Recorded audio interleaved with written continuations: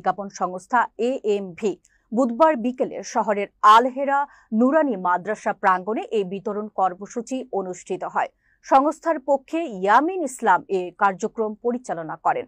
অনুষ্ঠানে উপস্থিত ছিলেন স্থানীয় গণ্যমান্য ব্যক্তি, এএমভি সদস্যবৃন্দ এবং উপকারভোগীরা।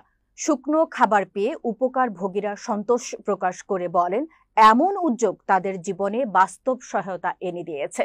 বক্তারা আশা প্রকাশ করেন, মানবিক এই উদ্যোগ ভবিষ্যতে অব্যাহত থাকবে।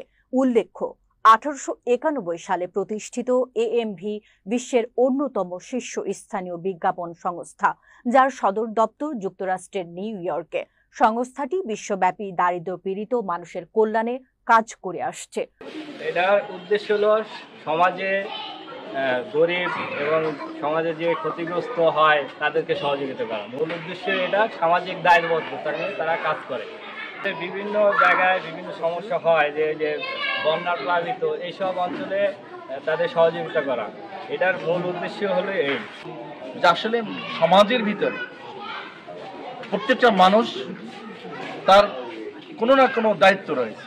আল্লাহ রাসূল সাল্লাল্লাহু আলাইহি সাল্লাম বলেছেন, কুল্লুকুম রাইন ওয়া কুল্লুকুম মাসউলুন আন রাইয়াতি। প্রত্যেক মানুষ দায়িত্বশীল, আর দায়িত্ব সম্পর্কে কিয়ামতের মাঠে আমাদেরকে জিজ্ঞেস করা হবে।